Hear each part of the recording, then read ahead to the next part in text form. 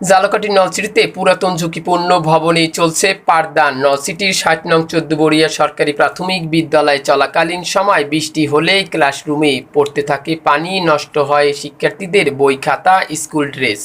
আমাকে ছাদ ভাঙা, আমাকে ছাদ থেকে পানি পড়ে, আমাকে বই খাতা নষ্ট হয়, তারপর ভাঙে পড়ে, ছাদ থেকে পানি পড়ে। আমরা এই স্কুলে পড়ি, এই স্কুলে বৃষ্টি পড়লে ওই ছাদ থেকে পানি পড়ে আর আমাদের বসতে অনেক কষ্ট হয়, বই খাতা পানিতে ভিজে যায়। প্রাথমিক শিক্ষা বিকাশের সরকারের গৃহীত বিভিন্ন পদক্ষেপের সঙ্গে এ চিত্র পুরোপুরি বেমানান।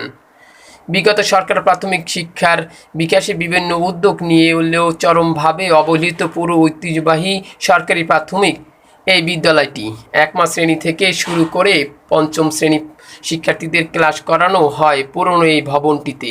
ঝড় বৃষ্টি বা ভূমিকম্প যে কোনো সময় ভবন ভেঙে পড়ার আতঙ্কে নিয়ে ক্লাস করেন শিক্ষার্থী ও শিক্ষক, আতঙ্কে থাকেন অভিভাবকরাও।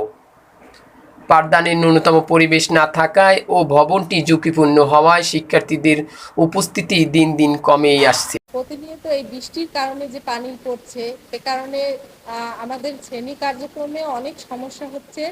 আর আমরা সবসময় একটা আতঙ্কে থাকছি যে কখন আমাদের উপরে ছাদ ভেঙে পড়ে বা আস্তর ভেঙে পড়ে যায়। এছাড়াও আমাদের যারা অভিভাবকগণ আছেন তারাও অনেক শঙ্কিত। তাদের বৃষ্টি হলে পানি, মাঠে যদি পানি বেশি জমে, সাথে সাথে আমাদের রুমের ভিতরে ঢুকে যায়, রুমের ভিতরে ঢুকে যাবে। কিছুদিন আগে বন্যায় এমন পানি হয়েছে, মানে স্টিল আলমারির দ্বিতীয় তাক পর্যন্ত পানিতে ডুবে গেছে।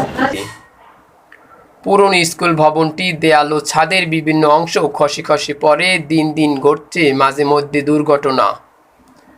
ভবনের ভীম ও ওয়ালের বিভিন্ন স্থান ফাটল ধরায় খসে পড়ে বিভিন্ন অংশ, এতে করে বেরিয়ে আসছে রড। ছাদ ফেটে প্লাস্টারের পরে যাওয়ায় প্রতিটি ক্লাসরুমে বৃষ্টি হলেই পড়তে থাকে পানি। বাধ্য হয়ে শিক্ষার্থীদের ওই পরিত্যক্ত ঝুঁকি পড়ে বসেই পরীক্ষা ও ক্লাস করতে হয়। স্কুলটি স্থাপিত হওয়ার পর ১৯৯২-৯৩ অর্থ বছরে স্কুলটির নতুন ভবন নির্মাণ করা হয়। বেশ কয়েক বছর ধরে স্কুলটির বিভিন্ন অংশ ভেঙে পড়ে যাওয়ায় এই স্কুল ঝুঁকিপূর্ণ হয়ে যায়। বরিশাল থেকে পারভেজের তথ্যচিত্র নিয়ে বিস্তারিত।